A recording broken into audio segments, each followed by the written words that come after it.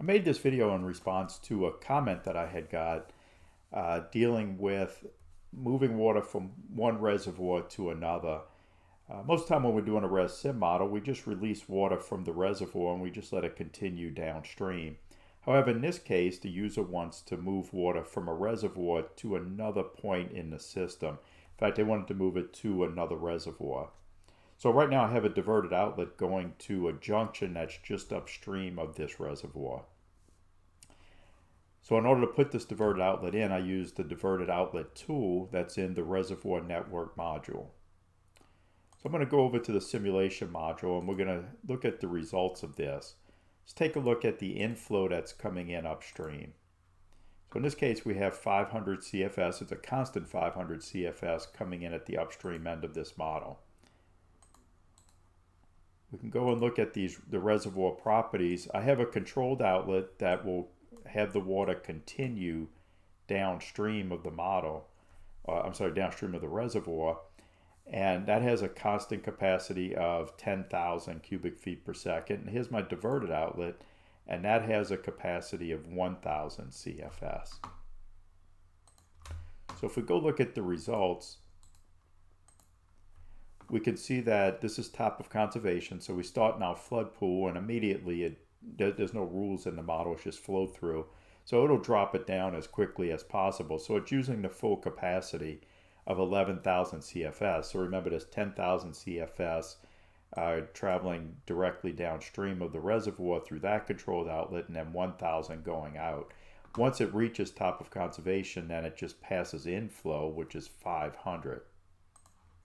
And if we go look at what's going through the diverted outlet, we can see that originally it's passing 1,000 as it's emptying the flood pool, but then it releases 250 because the total inflow that's coming into that reservoir is split between the controlled outlet that sends water downstream of the reservoir and the diverted outlet.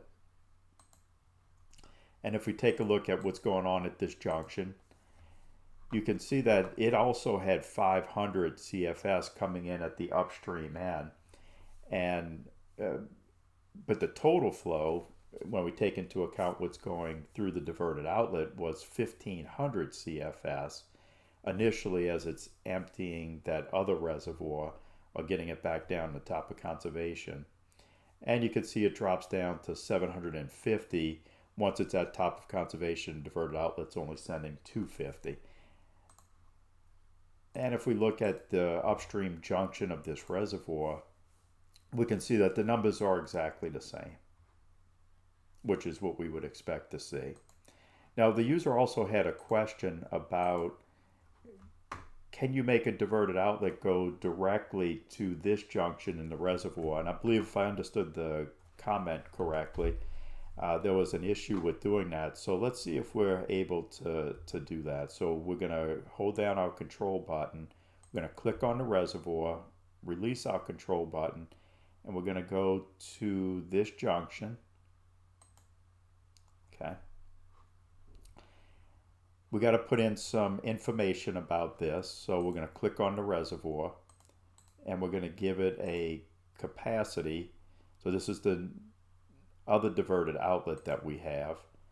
And so we'll just put in the same values that we put in for the other diverted outlet.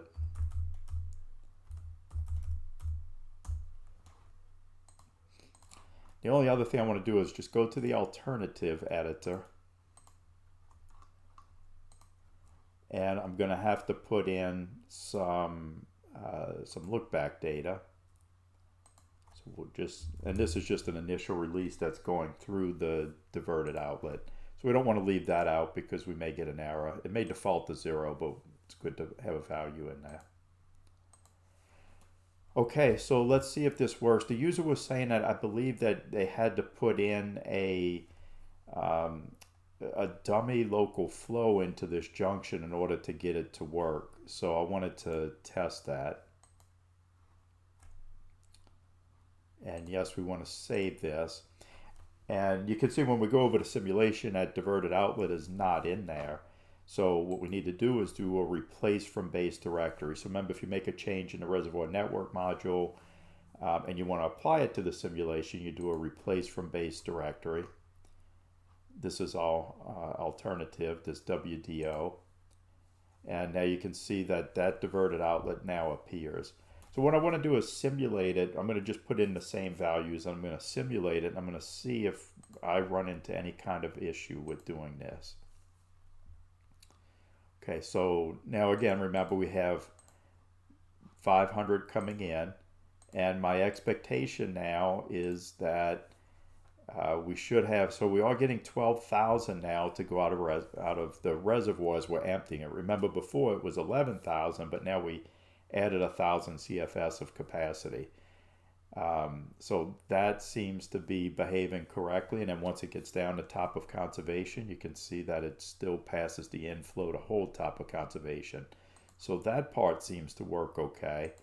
Now I would expect that once we get down to 500 that it's going to be split evenly between what's continuing downstream of the dam, this diverted outlet, and also that diverted outlet, because I haven't put in any kind of release allocation.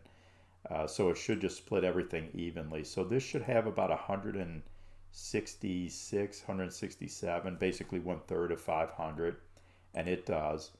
And then we're going to take a look at this and see that this has 167.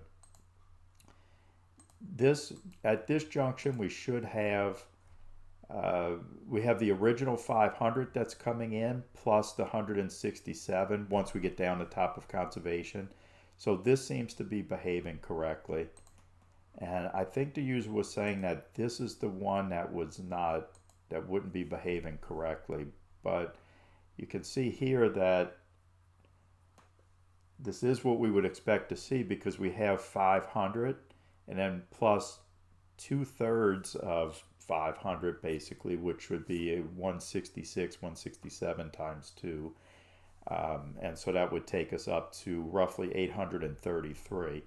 So in this case, it seems to be behaving properly. So I did find, so I've tested this a few times, and I did find that sometimes it was a little bit difficult to get the diverted outlet to actually go to this junction. If I wasn't right on it, sometimes it wouldn't accept it, and so it wouldn't think that it's connected. So I'm not sure if that was the problem, but hopefully this helps. If this doesn't solve the issue of the diverted outlet, or if anyone still has any issues with it or any questions about it, just put it in the comments, and I'll either answer it in the comments or try to make another video to better show this. And hopefully you found this helpful, and thanks for watching this video.